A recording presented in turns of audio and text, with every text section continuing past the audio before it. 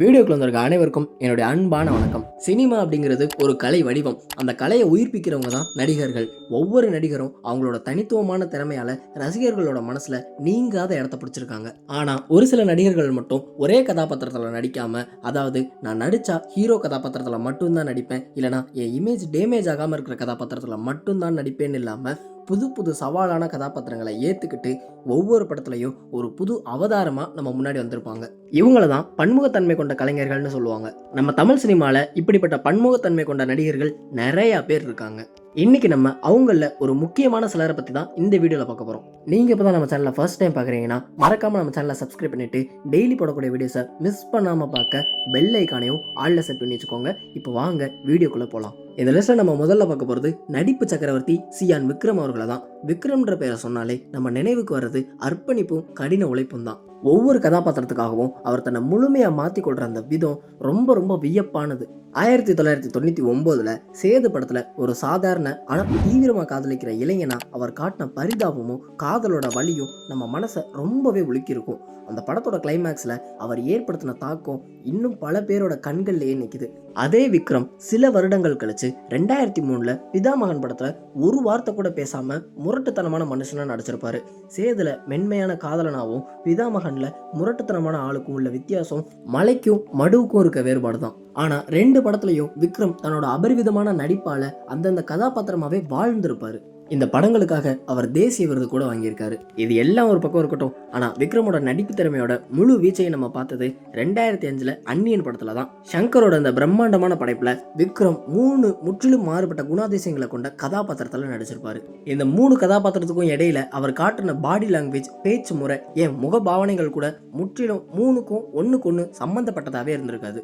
இதுக்கப்புறம் 2015 ஐ படத்தில் அவர் ஏற்றுக்கிட்ட 2 மாறுபட்ட கதாபாத்திரங்கள், ஒரு அழகான புகழ்பெற்ற பாடி பில்டர், அப்புறம் ஆக்சிடென்ட்டுக்கு அப்புறம் கூன் விழுந்த பழிவாங்கிற எண்ணத்தில் இருக்கிற ஒரு மனுஷன். இந்த மாதிரியான கதாபாத்திரங்கள்லாம் அவருடைய உடல் அப்புறம் மன ரீதியான அர்ப்பணிப்புகளுக்கு ஒரு மிகப்பெரிய சான்று.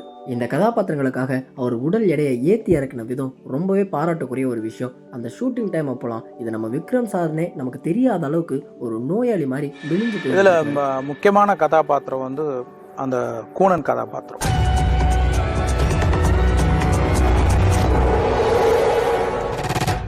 சேலஞ்சிங்காக இருக்கிறது என்னன்னா, அது அவலட்சணமாக இருக்கணும், அதே நேரத்தில் அதுதான் படம் பூரா வரப்போகுதுன்னு போது ஒரு முகம் சுளிக்கவும் கூடாது. ஒளிப்பதிவு செய்ய வேண்டிய விதத்தை செஞ்ச அந்த அழகான ஒரு அருவருப்பு. நான் இதுக்கு உடலை இழைக்கிறேன் அப்படின்னாரு. தன்னை வர்த்திக்க ரொம்ப பிடிக்கும். அரௌண்ட் 25 kg வந்து அவர் டோட்டலாக ஓவராலாக இறக்கிட்டாரு.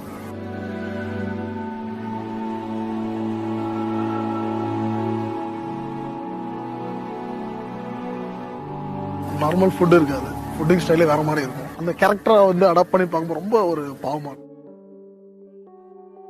இந்த மாதிரி ஒவ்வொரு படத்துலையும் ஒவ்வொரு விதமான சவாலை ஏற்றுக்கிட்டு அதில் தன்னோட அபரிவிதமான நடிப்பை கொடுக்குற விக்ரம் சார் தமிழ் சினிமாவுக்கு கிடைச்ச ஒரு விலை மதிப்பில்லாத பொக்கிஷம். இந்த லிஸ்ட்ல 2வதா இருக்குது சூர்யா அவர்கள் தான். சூர்யா அவர்களுடைய ஆரம்ப காலத்துல ஒரு ஆக்ஷன் ஹீரோவாகவும் ரொமான்டிக் ஹீரோவாகவும் தான் தன்னோட ரசிகர்களை ஈர்த்துக்கிட்டு இருந்தாரு.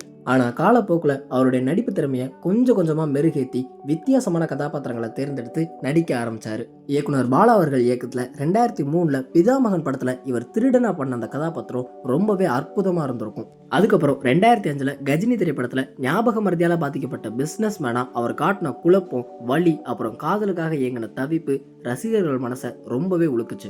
இந்த ஒரு திரைப்படத்துக்காக அவருக்கு ஃபிலிம் ஃபேர் அவார்டு கூட கிடைச்சிருந்துச்சு. அதுக்கப்புறமா 2004 பேரழகன் திரைப்படத்துல கூன் விழுந்த ஒரு நகைச்சுவை கதாபாத்திரத்துல அவர் வெளிப்படுத்தின நகைச்சுவை, பரிதாபம் ரெண்டுமே அவ்வளோ அற்புதமா இருக்கும். அதுக்கப்புறமா 2010-13 சிங்கம் 1, சிங்கம் 2 மாதிரியான படங்கள்ல கம்பீரமான அதிரடியான போலீஸ் கதாபாத்திரத்துல மிரட்டின சூர்யா 2016 24 படத்துல 2 தலைமுறையை சேர்ந்த முற்றிலும் மாறுபட்ட 3 கதாபாத்திரத்துல நடிச்சு அசத்தியிருப்பாரு. அதுக்கப்புறமா ரொம்ப வருஷம் கழிச்சு அவருடைய பன்முகத்தன்மைக்கு ஒரு எடுத்துக்காட்டா வெளியான திரைப்படம் தான் சூரரை போற்று. ஒரு சாதாரணமான கிராமத்து இளைஞன் அவனோட கனவுகளை துரத்துற கதாபாத்திரத்துல அவர் வெளிப்படுத்தின யதார்த்தமான நடிப்பு வியக்கத்தக்கதா இருந்துச்சு. இந்த ஒரு திரைப்படத்துக்காக சூர்யா அவர்களுக்கு தேசிய விருதும் கிடைச்சிருந்திருக்கும். ஒவ்வொரு கதாபாத்திரத்தையும் உள்வாங்கி அதுக்கு ஏத்த பாடி லாங்குவேஜையும் நடிப்பையும் வெளிப்படுத்துற சூர்யா அவர்களை அடிச்சுக்க ஆளே கிடையாது. இந்த லிஸ்ட்ல 3வதா இருக்குது தனுஷ் அவர்கள் தான். தனுஷ் அவர்களுடைய திரைப்பயணத்துல பல பரிணாமங்களை எடுத்திருக்காரு. 2002 துள்ளுவத இளமை திரைப்படத்துல ஒரு பள்ளி மாணவன அறிமுகமான இவரு இன்னைக்கு தேசிய விருது வென்ற நடிகராகவும் சர்வதேச அளவுல ஒரு மிகப்பெரிய கலைஞராகவும் இருக்காரு. 2011 ஆடுகளம் படத்துல ஒரு கிராமத்து இளைஞனோட வெறித்தனமான காதலையும் கோபத்தையும் அவர் வெளிப்படுத்தின விதம் யதார்த்த நடிப்போட உச்சம். இந்த படத்துக்கு அவர் தேசிய விருதும் வாங்கியிருக்காரு.